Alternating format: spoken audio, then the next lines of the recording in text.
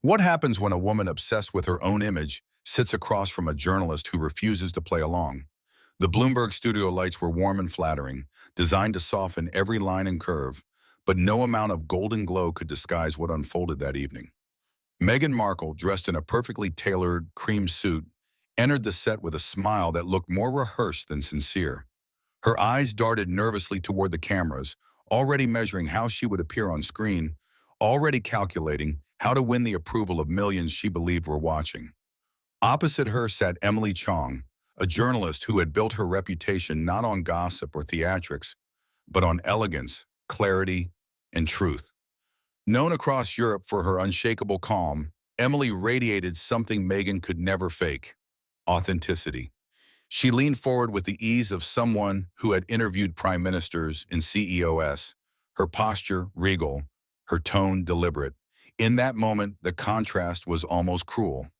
One woman fighting to look flawless, the other embodying it without effort.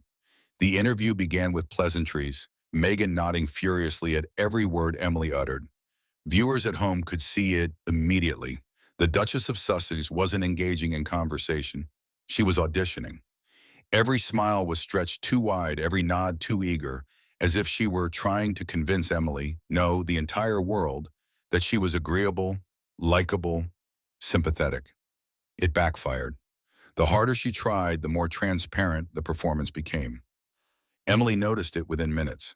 She asked a question about Meghan's latest project, a vague initiative to empower women through storytelling. Instead of offering details, Meghan launched into a glossy monologue about how misunderstood she had always been, how unfair the press had treated her, how she had survived against impossible odds. Her voice carried the familiar rhythm of self-promotion, every line dripping with carefully chosen words designed to present her as both victim and hero. But Emily's eyes did not soften. She did not nod along. Instead, she let silence hang in the air after Meghan's monologue, a silence so sharp it cut through the sugary script. Viewers could almost hear Meghan's confidence falter. She shifted in her chair, adjusted her blazer, and forced another smile. For the first time, the mask slipped. Some would say, Emily began gently but firmly, that your narrative changes depending on the stage you are given. How do you respond to critics who feel you reinvent yourself for sympathy rather than accountability? The words wetted like a thunderclap. Meghan blinked, caught off guard. Her lips curved into a smile, but her eyes betrayed panic. She laughed softly, the kind of laugh people give when they are cornered but pretending not to be. Well, I think people just don't understand the real me, she replied, a line she had repeated in interview after interview. Emily did not interrupt, but the regal stillness in her posture said everything. She let Meghan's answer linger, let the audience taste its emptiness. And in that silence, the illusion cracked further. Viewers at home saw not an empowered woman, but a desperate actress clinging to the same old script. Social media would later explode with commentary. She's agreeing with everything. She looks fake. She sounds rehearsed. But in the moment, inside that studio, it was Emily Chong's poise that told the story. One woman sat comfortably in truth. The other drowned in performance. The first 20 minutes were enough to set the internet ablaze. It was no longer an interview. It was an exposure. By the time the cameras had rolled past the opening introductions, the contrast between the two women had become impossible to ignore. Emily Chong was measured, her words carefully chosen, her body language unflinching. Meghan Markle, by contrast, looked like someone playing a role she had memorized too well. Every answer sounded polished but not lived. Every smile looked stretched, as though it might snap if the wrong question pressed against it. The studio itself seemed to reflect the duel taking place. The sleek Bloomberg set, bathed in neutral tones of blue and silver, had been designed to highlight composure and professionalism. But as the questions grew sharper, those cool lights seemed less forgiving. They caught the stiffness in Meghan's jaw, the way her fingers fidgeted in her lap, the quick glances she shot at the production crew as if begging for rescue.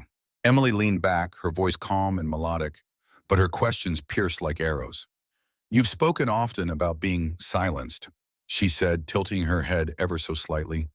"And yet here you are with platforms across the world, podcasts, streaming deals, book projects. What exactly do you mean by silenced?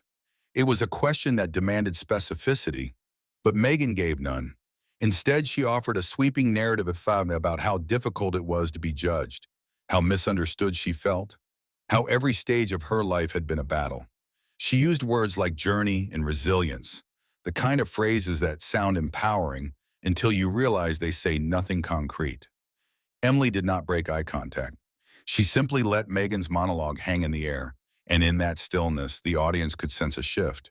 What had once been marketed as empowerment now came across as evasion. Meghan's voice trailed, her eyes flickered, and for a brief second, the mask of confidence slipped to reveal something raw: desperation. The viewers noticed. Clips of this moment would later flood social media, paired with captions like, "She can't answer a straight question," and "every word feels scripted." But in the studio, the energy was heavier, more suffocating. The silence after Meghan's ramble wasn't just uncomfortable. It was awing. Then Emily pressed further, her tone still elegant, her phrasing surgical. "You often describe yourself as misunderstood. But critics argue that when details are challenged, your story shifts. How do you reconcile those changes?" The question landed like a gavel in a courtroom. Meghan's face froze for half a beat before she forced a laugh, the brittle kind that hides irritation. "Well, I think people take things out of context," she replied quickly. Too quickly. "I've always been consistent in telling my truth." The phrase, "my truth," had become Meghan's shield, repeated in interviews across continents. But here, under Emily's piercing gaze, it sounded hollow. The Duchess's voice wavered on the word consistent, as if even she doubted its weight. Emily nodded slowly, her expression unreadable. She wasn't combative, wasn't hostile. That was her power. By remaining calm and regal, she forced Meghan's defensiveness to stand alone, naked under the lights. Every viewer could see it. One woman spoke with elegance, the other with excuses. And then came the moment that would go viral. Emily, her voice steady as a blade, asked, "Do you think the need to control every narrative is costing you credibility?" The air in the studio froze. Meghan's smile faltered, her eyes widened for a fraction of a second. And then, like an actress caught forgetting her lines, she stumbled. I, I just want to be understood," she whispered, almost pleading. That crack was all it took. Social media would replay it endlessly. The flicker of panic in Meghan's eyes, the sudden drop in her tone, the mask slipping for the world to see. To her critics, it was vindication. To her dwindling supporters, it was a painful reminder that perhaps the narrative of silenced victim no longer held weight. Emily, meanwhile, remained the embodiment of grace. She didn't smirk. She didn't gloat. She simply nodded, as if acknowledging that the truth had revealed itself without her needing to push further. That restraint only elevated her stature. Where Meghan looked desperate, Emily looked dignified. Where Meghan seemed defensive, Emily seemed royal in her composure. By the end of the second segment, the balance of power had shifted entirely. Meghan came into the studio believing she could bend the narrative to her will. But under Emily Chong's elegant precision, that narrative cracked, splintered, and collapsed.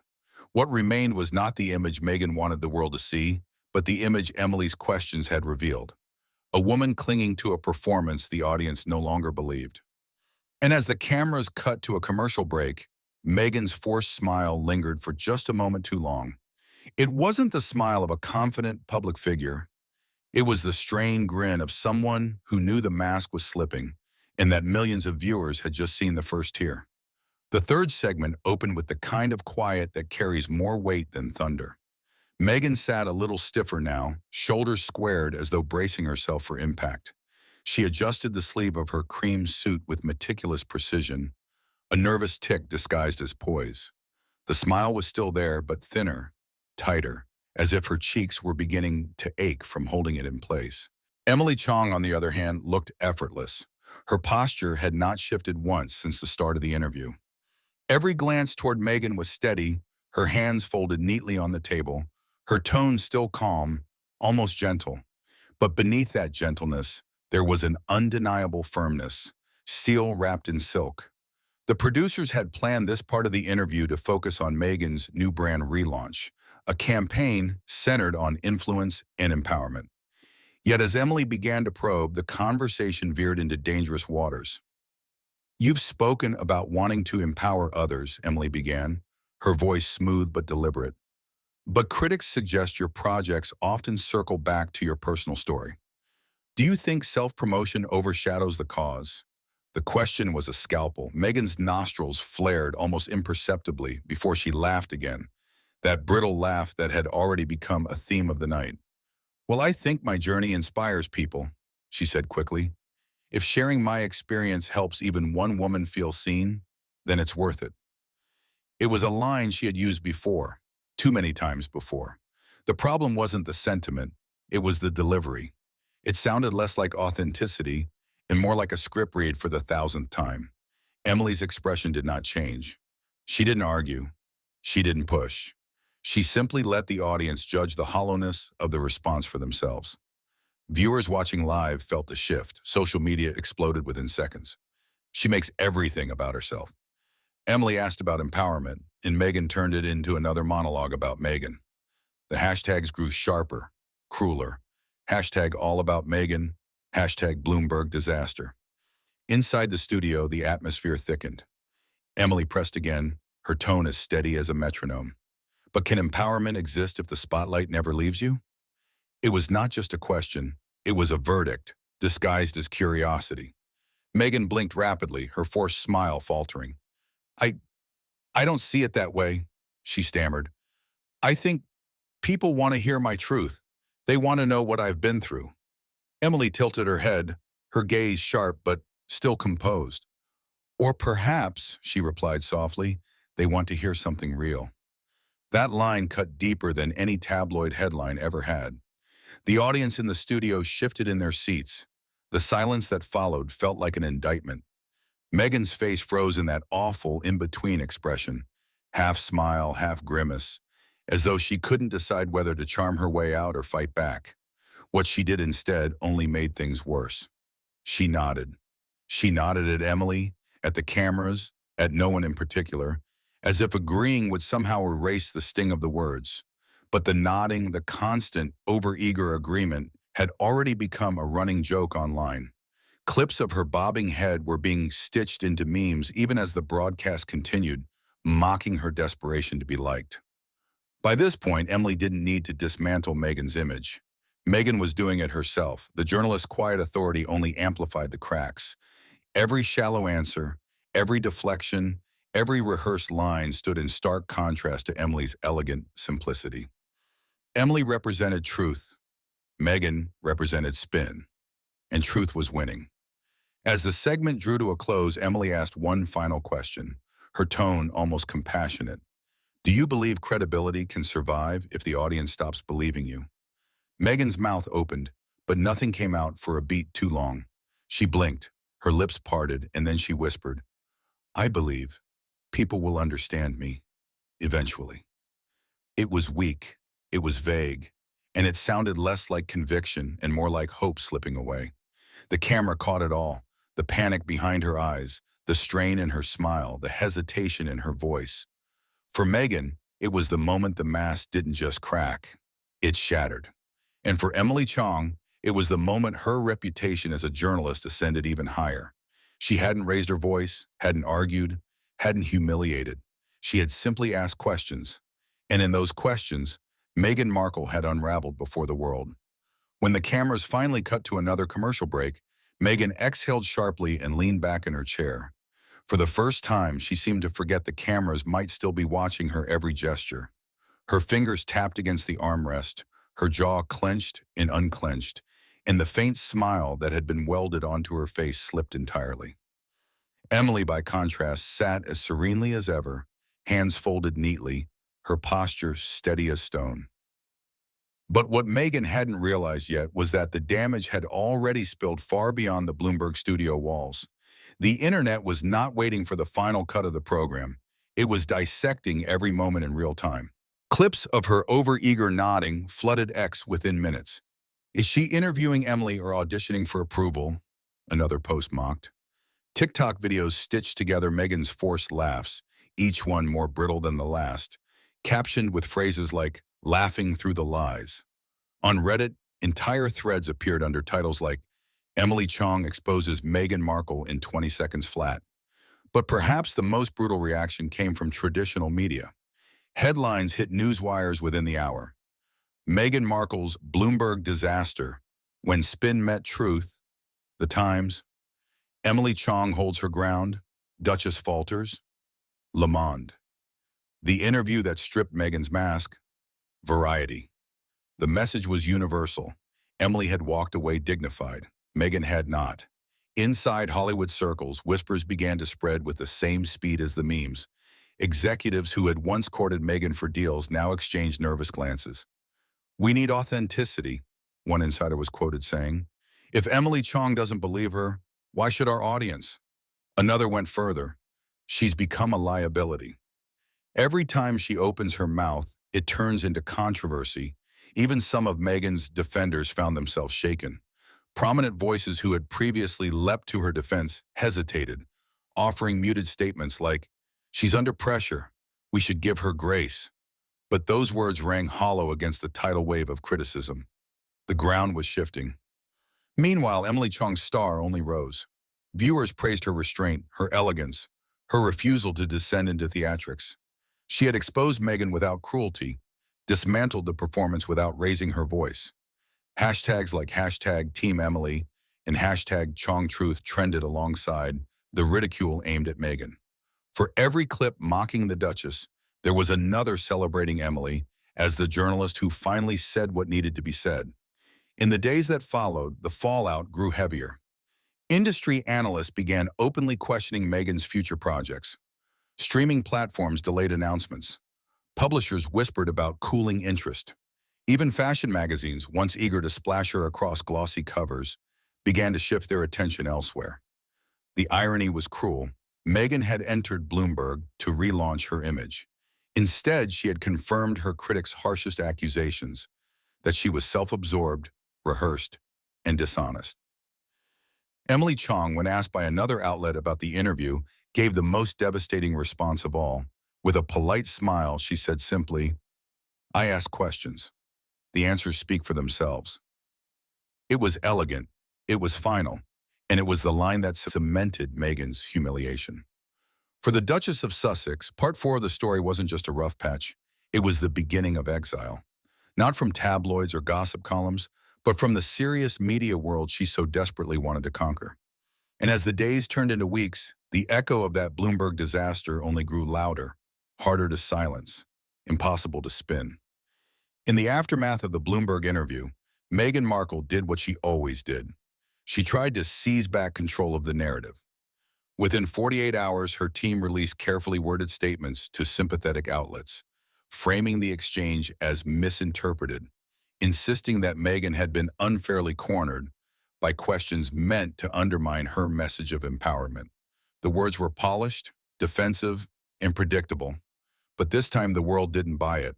Audiences who had watched the interview live or who had seen the clips replayed endlessly on social media already knew what they had witnessed. They had seen the nervous laughter, the rehearsed answers, the way Emily Chong's quiet composure left Meghan scrambling for credibility. No press release could erase the memory of that strained smile or the moment her voice cracked under the simplest question. Do you think the need to control every narrative is costing you credibility? Instead of sympathy, Meghan's counterattack ignited more criticism.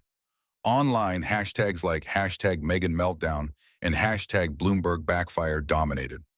Commentators mocked the statement for sounding exactly like her interview, vague, self-centered, empty of accountability.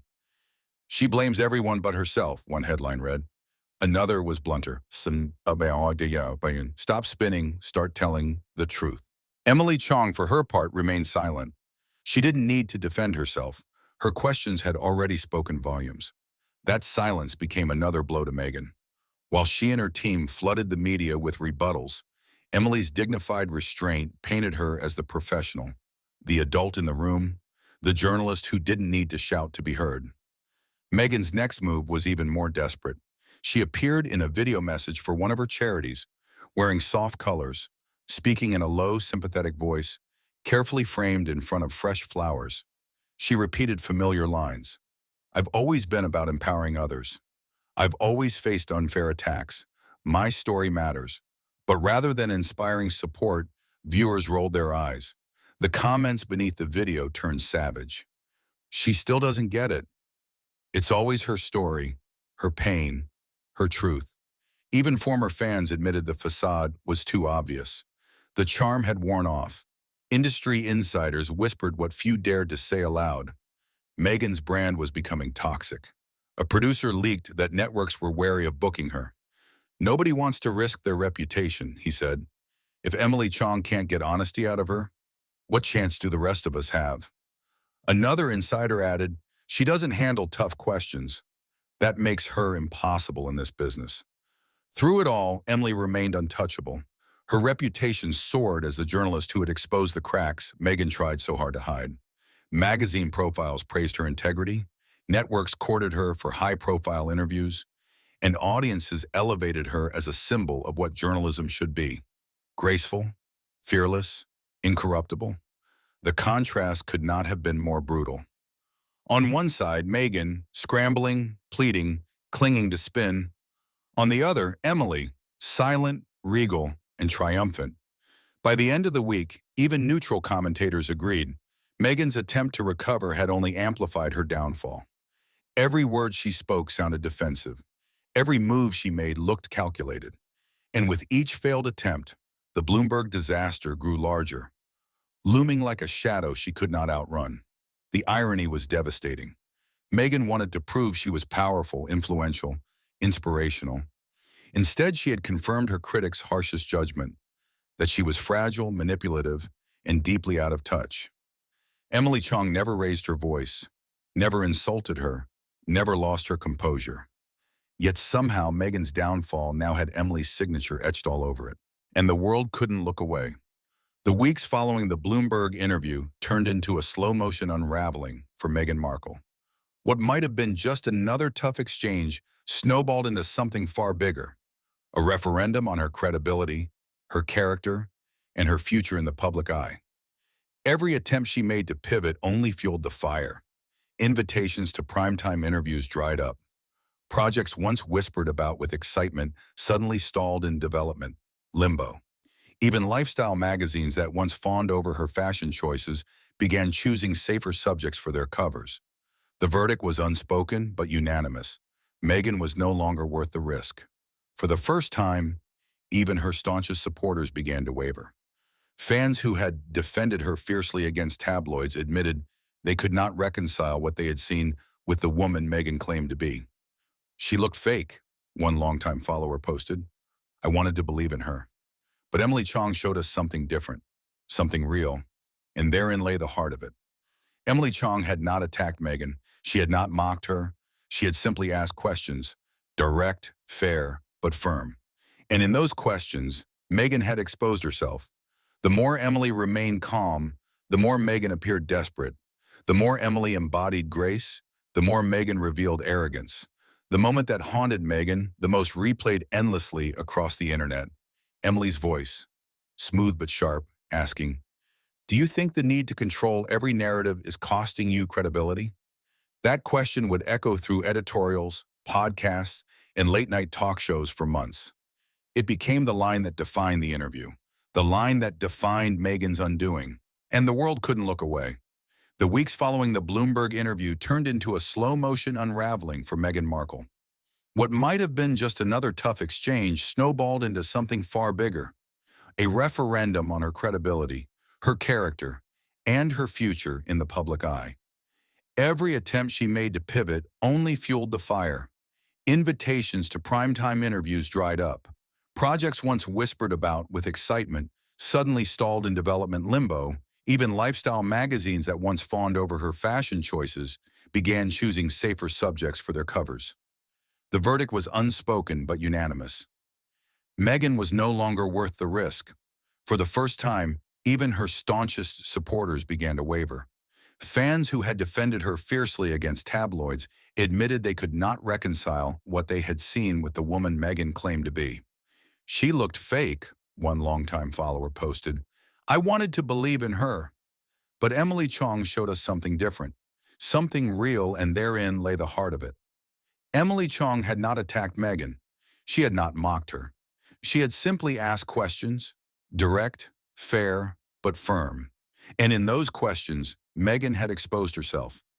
The more Emily remained calm, the more Meghan appeared desperate. The more Emily embodied grace, the more Meghan revealed arrogance. The moment that haunted Meghan the most replayed endlessly across the internet. Emily's voice, smooth but sharp, asking, "Do you think the need to control every narrative is costing you credibility?" That question would echo through editorials, podcasts, and late-night talk shows for months. It became the line that defined the interview, the line that defined Meghan's undoing. Behind closed doors, industry conversations turned brutal. She's impossible to work with. She hates being challenged.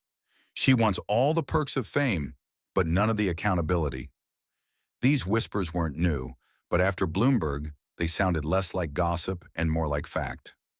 Emily's calm precision had validated what critics had been saying for years. Meanwhile, Emily's star ascended. Networks praised her integrity, audiences adored her restraint, and colleagues pointed to her interview as a masterclass in journalism. She was hailed as the interviewer who did what others had been too afraid to do: strip away the polish and reveal the truth. Articles labeled her the journalist who ended the Markle illusion. Meghan, by contrast, was left stranded. The image she had tried so hard to polish lay shattered in the glare of Emily's questions.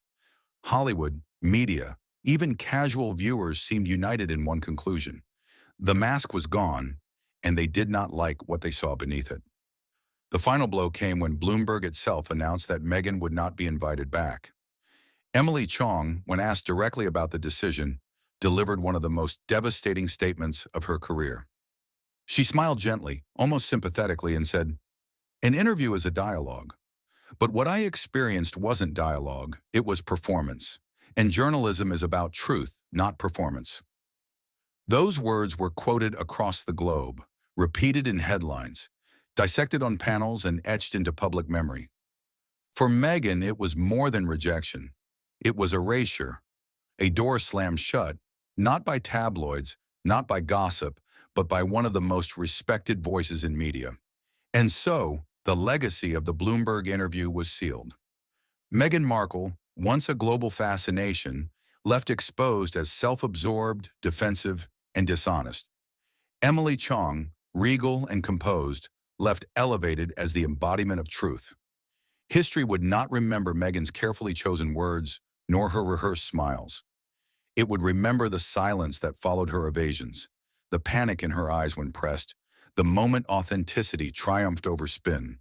The world had finally seen Meghan for what she was, and Emily Chong was the mirror that revealed it.